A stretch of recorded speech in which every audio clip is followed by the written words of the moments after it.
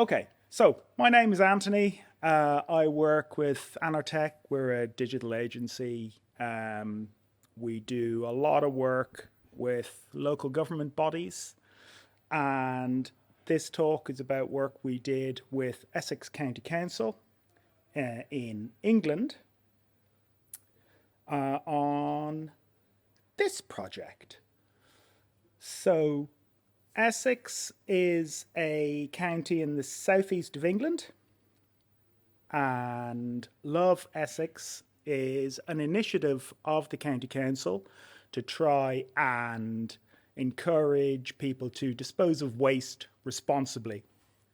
It aims to inform people about their options about disposing of their waste and educating them about the impact of their choices on the environment, encourage them to make better choices, and essentially drive change to make Essex a cleaner and nicer place, and to make the Essex economy more sustainable. So they've got lofty goals. So the idea is to educate people, basically, to educate them on what can be disposed of or given away, or what's dangerous, what's not, where you can go to dispose of them, and why not just throw it in your bin, and what each of those choices actually means in terms of the environment. So it aims to do this through guidance, some signposting in terms of where to find the services that you need, and it aims to highlight the most environmentally friendly options whilst giving people as much information around the topic as possible. But it's a balancing act between overloading people with boring information and giving people just enough small pieces of information to keep them interested and that they won't ignore it. And then they also run information campaigns on specific topics, like, say, home composting or stuff like that. Now, the core of the system is their waste disposal search. And it looks nice and simple in the way that Google does, and it is not simple in the way that Google isn't. It simply asks the question, what do you want to get rid of, and where are you? There is a vast amount of items that people want to get rid of, and people use lots of different names for those items. So the system has to deal with synonyms. So say if you want to get rid of a phone, you might put in phone, you might put in telephone, you might put in mobile or mobile phone, or maybe handy phone or portable or phone poker or whatever. And the system has to try and figure out what you mean and show you the right information. So that item box, it's autocomplete. So that makes things a lot easier for the user. It's not perfect, but it makes it a lot easier. And then the other box is postcode. So postcodes are very widely known and understood in England. They were introduced back in the 1850s. So they're an established thing. In Ireland, where I live, we've only just introduced postcodes in the last few years, so people are still only getting used to them. So we've used a commercially available service, internet service, web service, run by the Ordnance Survey. So they're the people who make the official maps of England. So the location data is good. Now, when you run a search, so we're looking for a mobile phone, and I've put in a partial postcode because that works too. So it's somewhere in Colchester, I think.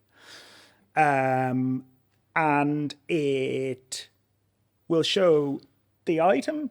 So you can put synonyms into the autocomplete search, but it'll resolve to a specific item that holds all the data.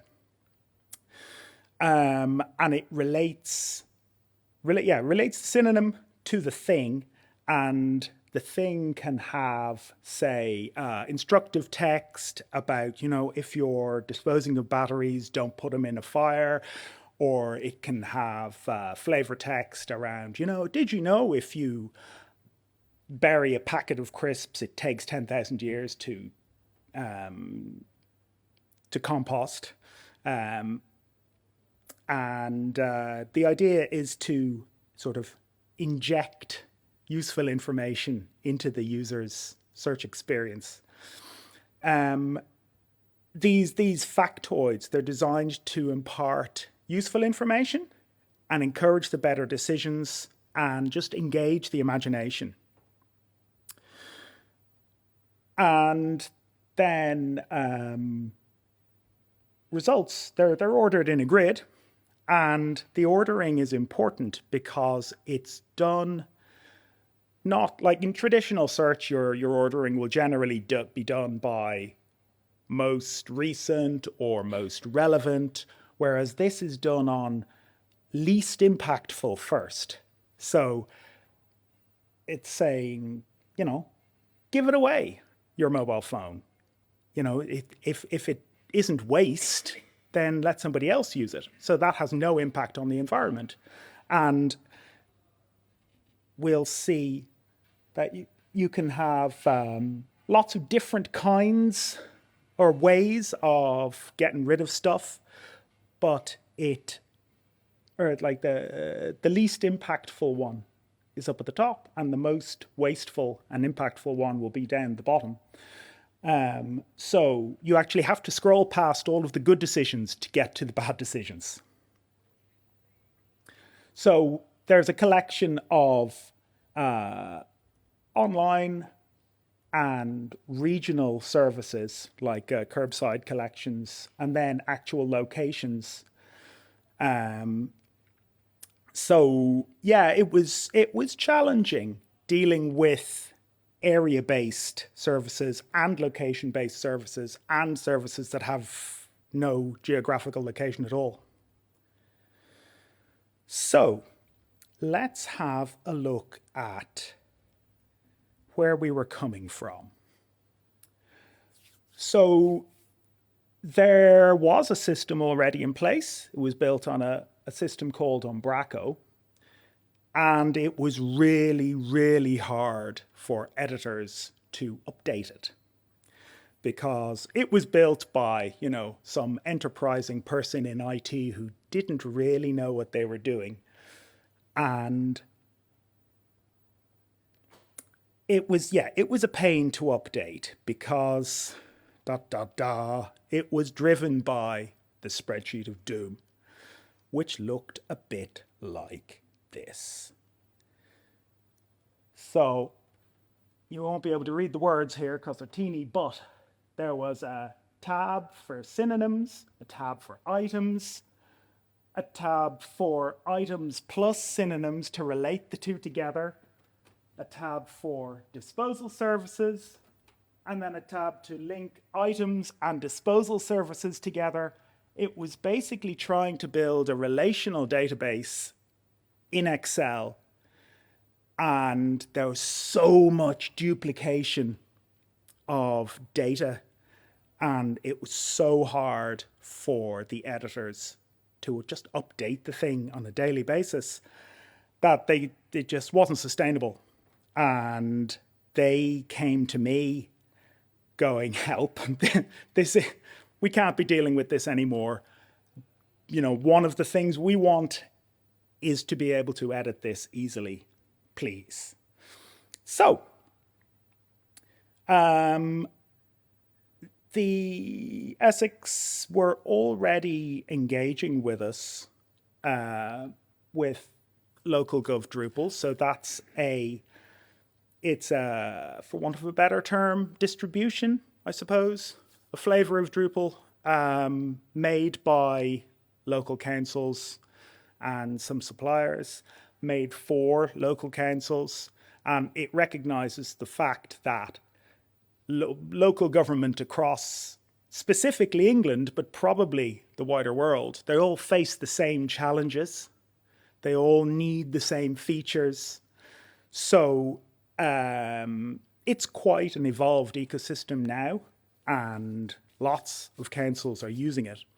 And it just reduces the total cost of developing a site because you get so much out of the box. So Essex were already using local gov Drupal for their main website.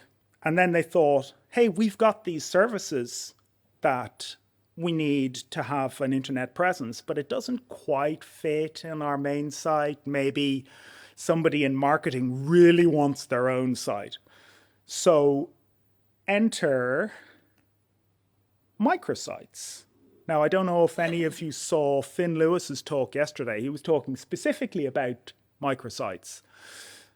And microsites is it's sort of part of the local gov Drupal ecosystem, but it's its own thing. The idea is to allow council IT departments to spin up new websites with minimal developer involvement, because a website will effectively be content. So you go add a microsite, change some color settings, create some content, and the only thing the techies have to do is point a domain name at it, and ta-da, we have a new website. So you can have many small websites on one platform. It uses, under the hood, it's powered by the group module and the domain module, but you don't really need to know that to use microsites. It's quite neat.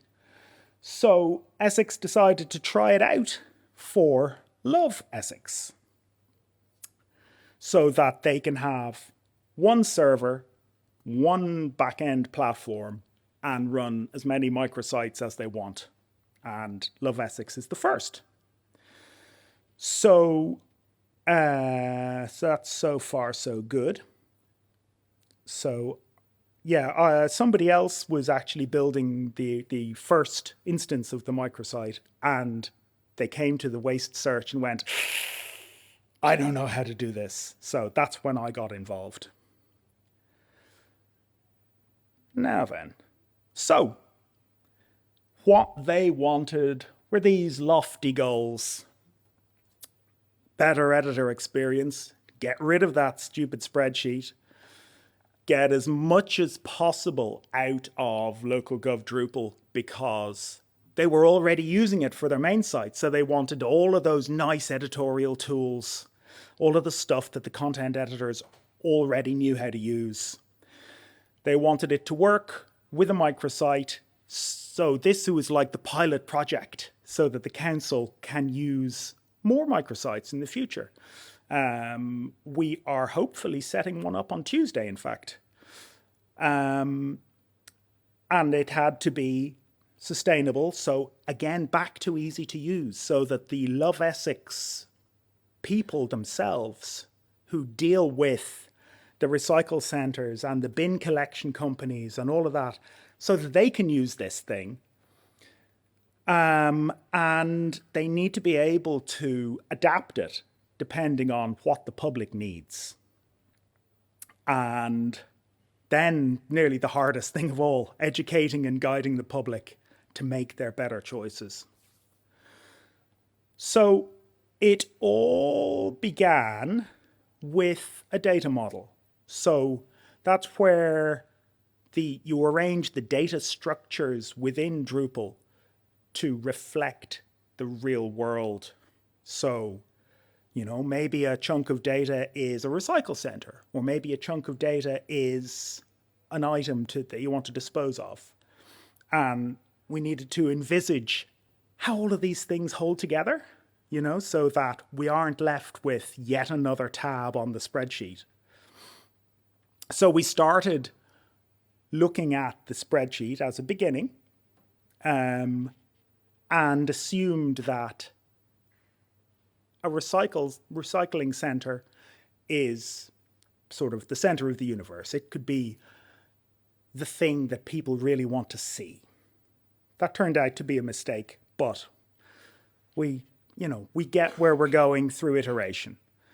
So we came up with a simple little data model with the disposal option there in the big box. That's our recycle centers, and they connect to items, and items can have synonyms.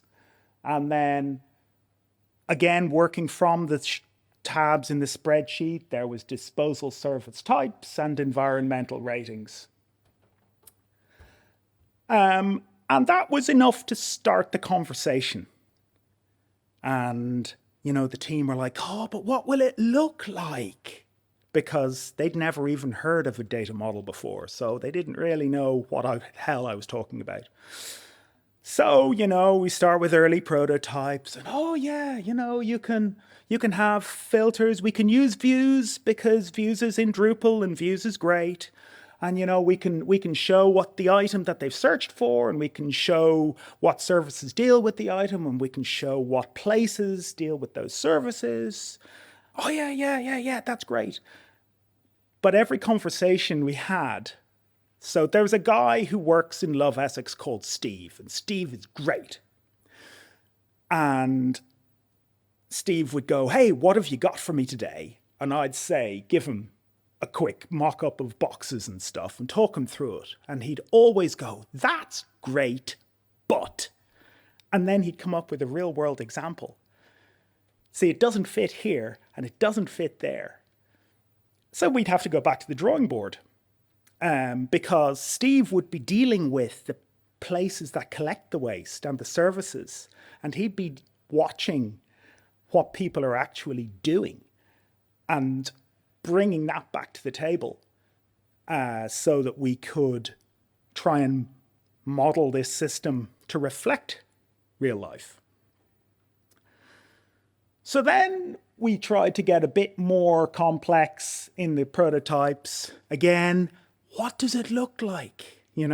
Before we've done any visual design, before we've actually put fingers to keyboard, but what would it look like? So, another quick mock-up to just show conceptual ideas. And it was at this point that we realized that a recycle center is not the center of the universe. The item that you're disposing of is the center of the universe. That's the single most important thing, because people don't care whether a recycle center in Colchester will accept batteries, because they want to dispose of a mobile phone. So you have to center everything around the thing they're trying to get rid of. So that changed the thinking quite a lot. And then, of course, if we're looking at, you'll note on the slide there, Camberwick Green Recycling Centre has an address, and Chigley Recycling Centre has an address. The assumption was, oh yeah, sure, we can chuck it on a map, everything will have an address. But no, because we've got online things and we've got district-wide services, so we just had to think differently. So then it got complicated once we started thinking about the environmental impact of different disposal services. And Steve, again, was coming back to his mental model of how it works in the real world, which it turns out was flawed, and we had to talk through it. And there's this horrific cycle of interconnectedness there that thankfully didn't last, but just got too complicated in trying to describe in a flawed way how the real world works. So the environmental rating, as was described, it showed a relationship between the item and the disposal service, and it was like a composite value. It was better than the spreadsheet, but it was still horrible. So then we diverted into the question of proximity and maps and proximity search. And you'll see up here things with a location. It'll say, oh yeah, it's about a mile away. It's about 10 kilometers away. And they loved that idea, but I didn't really know how to do it at the time. I was like, hey, why don't we put it on a map? And then we don't need to worry about all of this nonsense. Because I know that local gov Drupal does maps out of the box, right? So let's just use that. But no, people wanted, stick in a postcode, find out how far away it is. So we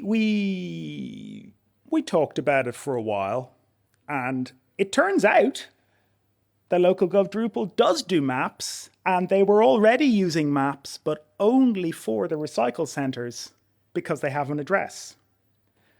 And that works very well. It's faceted search. It's nice and easy. But in terms of the problem at hand, yeah, the problem with maps is the area-wide services, because a point doesn't really describe this service covers all of this district and all of that district. So that makes the map immediately less useful. And again, the users don't care. They just want to know where to bring their baby's nappies or their dead mobile phone. So the search as is and the search results as ordered, they reframe the whole question of where do I bring my stuff? Like, rather than a map, it's clinical, it's cold, it doesn't tell you anything other than there's some places. Whereas what we want is for people to go, no, I'm not going to bring it to that place that's close because that's bad for the environment. I'm going to bring to this place because that's better for the environment. So we needed to reframe the question in a positive light. And we needed to simplify that data model. So then along came the final model. It's a little bit simpler.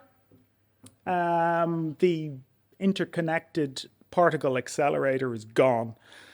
And this largely reflects reality now.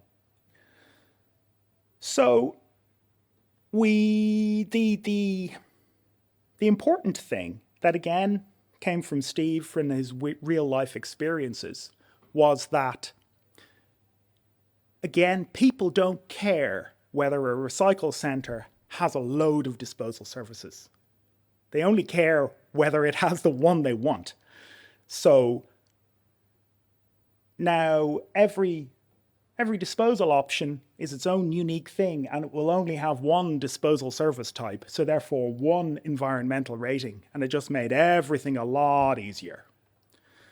So a disposal option might be glass recycling in a bring center, it might be curbside waste collection, it might be a battery collection box in a library, it might be home composting, could be anything. So, and because ultimately we're ordering results based on environmental rating, that had to be easy to use as well. So we've got nice drag and drop ordering for editors if they need to introduce any new disposal service types. So that made life a lot easier. Now, distance. Back to distance. So we discovered that the Ordnance Survey does a web service. and it's actually really good. So we can poll it with the postcode, because everybody has a postcode in England. And then we get back data. It gives back a lot of data. But then we can look up the districts returned in the data and go, oh, so this is the district that we're in now. And we have a collection of districts in the system. And we can go, yeah, we know that this is it. We know that this is one that we know about. So therefore, it's in Essex. So therefore, we can deal with the query. And then we can, just with just trigonometry, calculate distances from where you are to where a recycle center or a library is. So in terms of technicalities, the postcode lookup uses a custom views filter plugin, and the distances are calculated at render time. So after all the data comes back from the Places API, and after we've gotten results out of the database, then the distances are calculated on the fly in a views hook. Yep. Are distances as the crow flies, or? Oh yeah, very much as the crow flies. Yeah. No, my maths is only at such a level, you know. So then,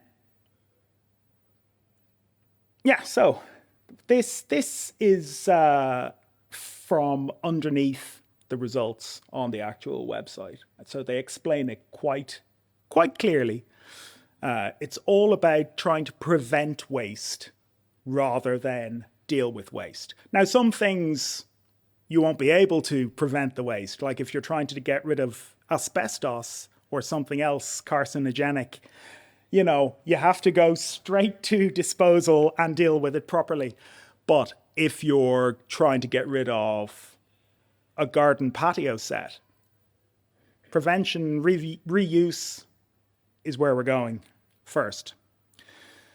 So for every kind of disposal option, we can display up to 3 items, and they'll be the 3 nearest to you.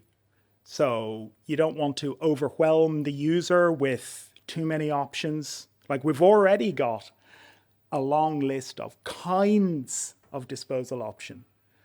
But if you know, oh, there's a library near me that will take my batteries, that's all you need. So we don't need to list every library in order of distance. So we'll try and limit the information displayed to the most important. And whilst we're doing that, we do a little bit of guerrilla education, because people are obviously looking, where do I bring my nappies? But if we can engage them and engage their thought processes as they're searching, again, we can encourage them to make better decisions.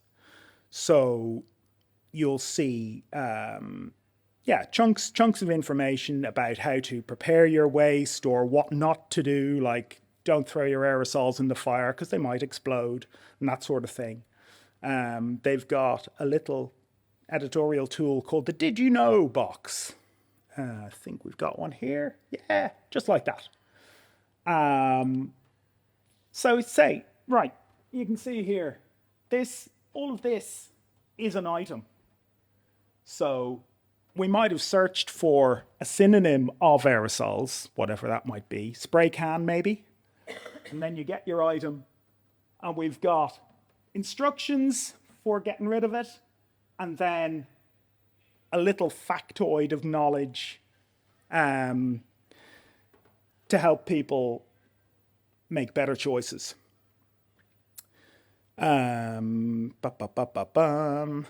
So now obviously one of the aims was to make life better for the editors. So it's already a lot better because we've got nice standard Drupal user interface, widgets, tabs, checkboxes, no spreadsheet.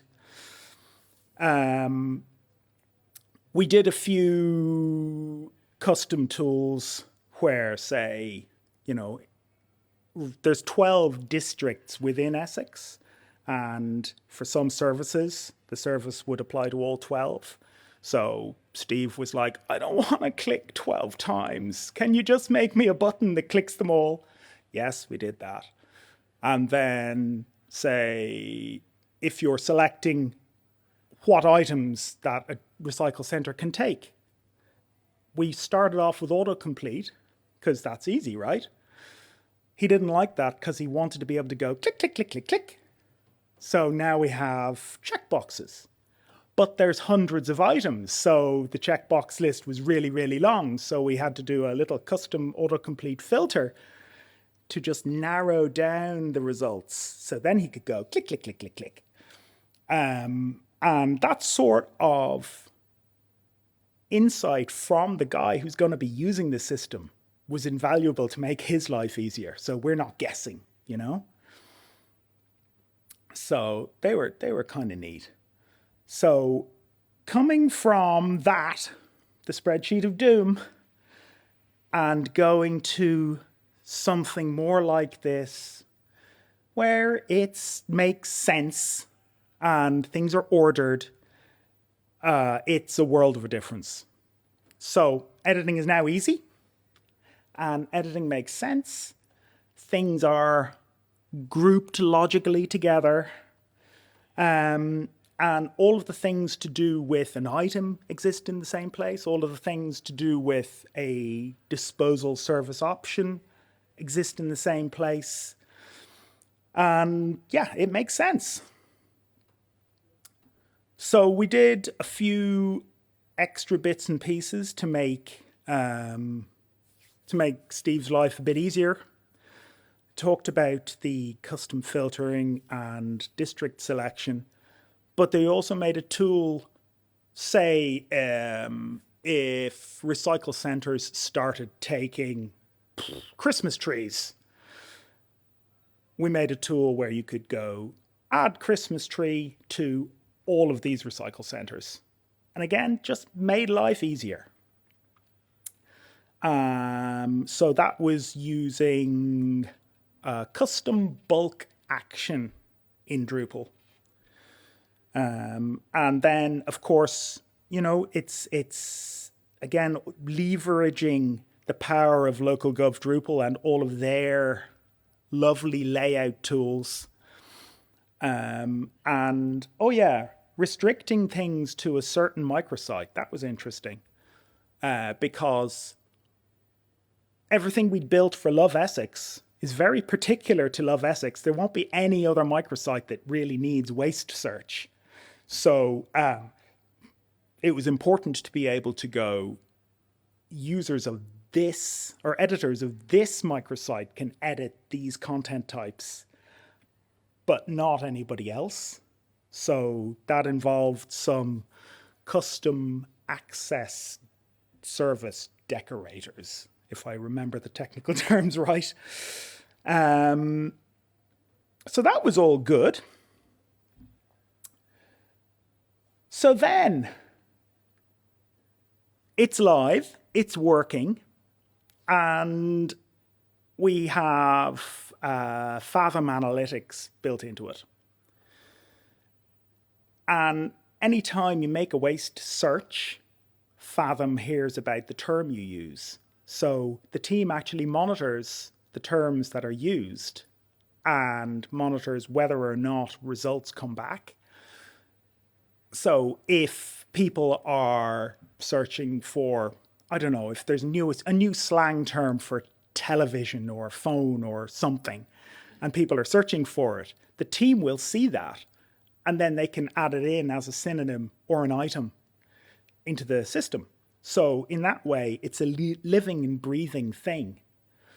And then again, they periodically reach out to all of the service providers and go, hey, have you changed what you accept at all? So they can, again, easily, and the important thing is easily update all of the data to keep it current and real.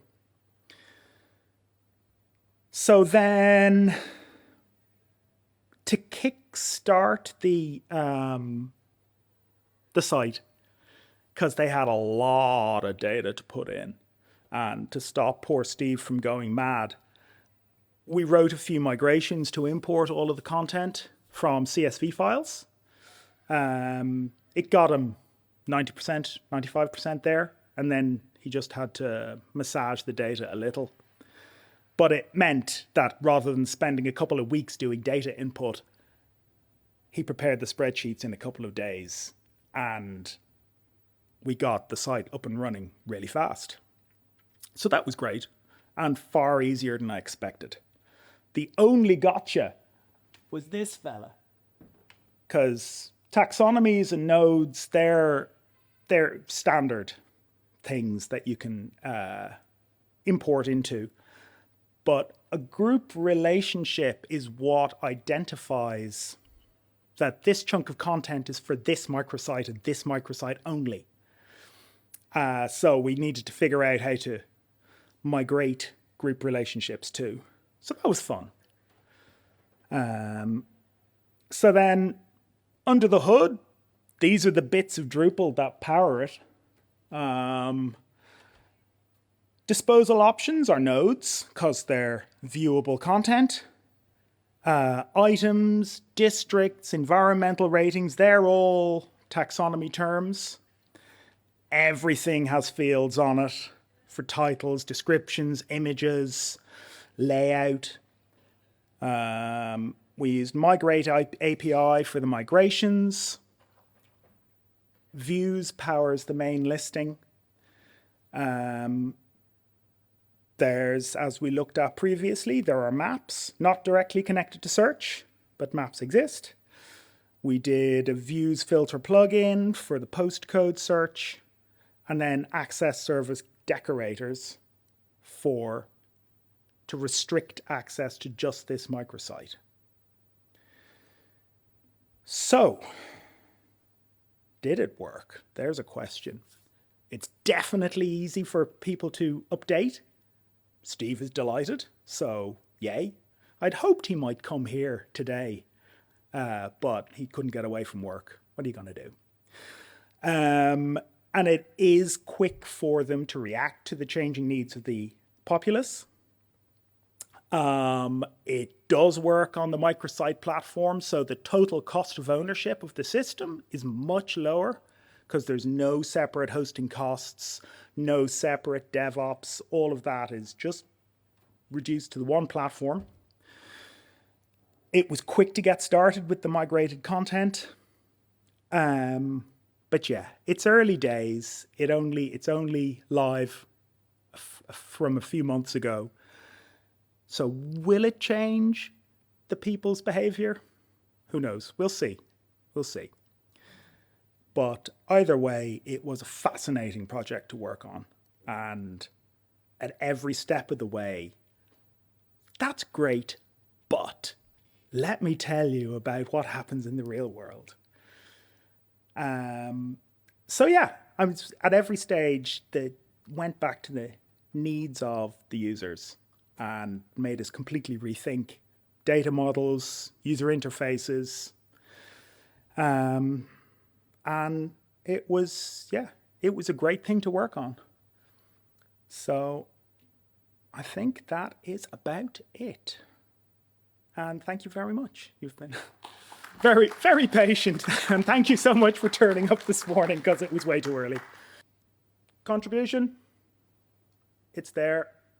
And there's the QR code for the, evaluation thing. So yeah, thank you so much for listening.